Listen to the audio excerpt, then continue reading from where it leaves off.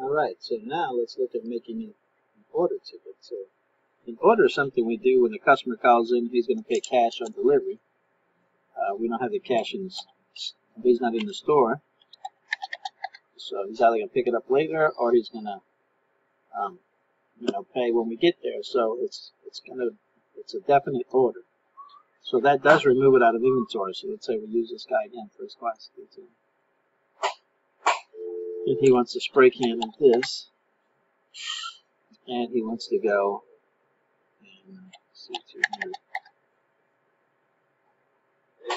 Get that.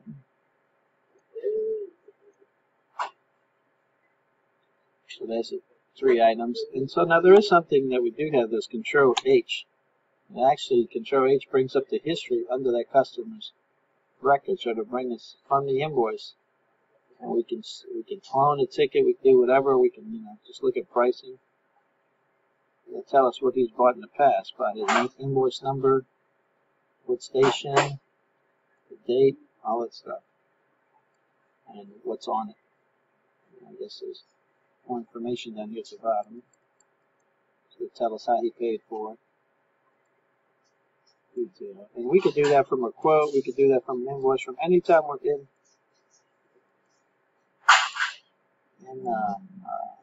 transaction, we can do this. This just tells you, this is like a log of what went on, what was on and off of the ticket. So it's going to let you notes. So these are the notes that I made down here. I guess when we say general, and it shows, it's got a button that says show cost, so it shows that cost. The cost, price, profit, and margin. That's when we say transaction.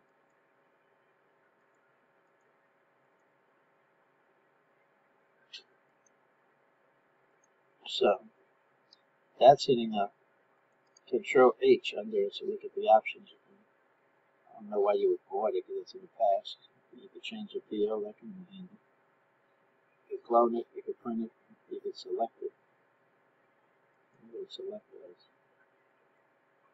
Doesn't do any. It's just to us, so if the customer says, hey, I bought it here before, we can say Control H. And this comes up and say, oh yeah, there it is, you bought it, you bought this here at that time. 821. That's really all we do with that, because let's say Repo UP0829. And it says it needs a spray gun to go with it. So it's 148, and the customer says, I bought it here last time. And so okay, Control History. You say, yes sir, you bought it, you paid $140.150. Today it's 148, price went up. And so you say Control H, and so that was 823, 2 months ago. So that's some things to do. But let's say, so the customer, so here I can delete things off the transaction. I can change the quantity if they want to. I can do whatever the guy says, change the arrangement by hitting the control button down and moving this around. I can change the arrangement. I can say Control N, and then a note comes up where I could say separation line. And I could say,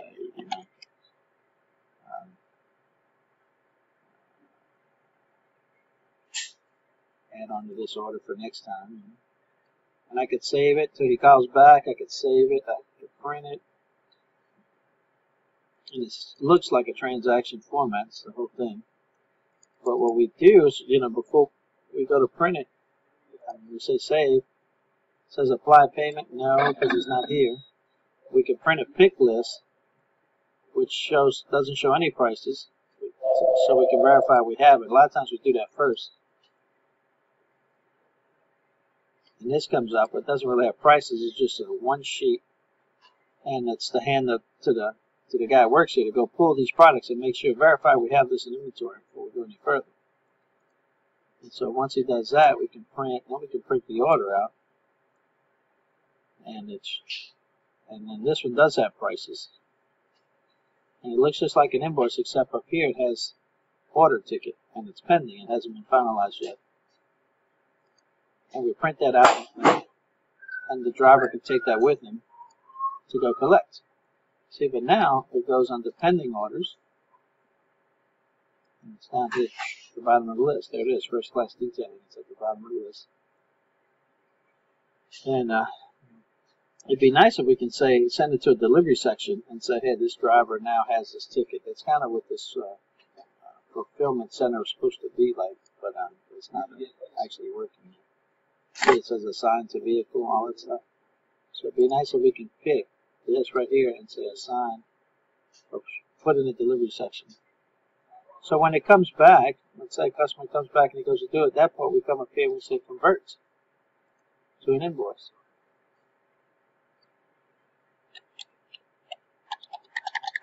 And it comes up like here, and we say, you know, customer shows up with $338, and we can go tender, use his credit card that's on file if he has one, or we can say, you know, cash money. Say cash money, so the printer, and then we go to print out, another fixed list, and no, and it prints out.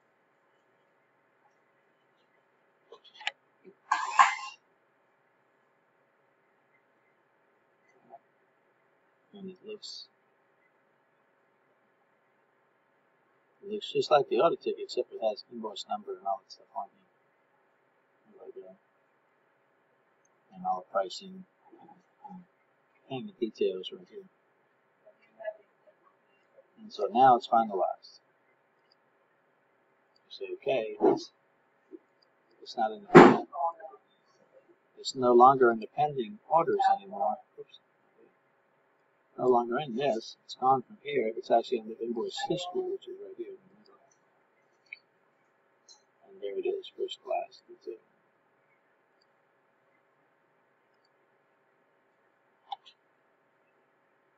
Right? So that's what it's got.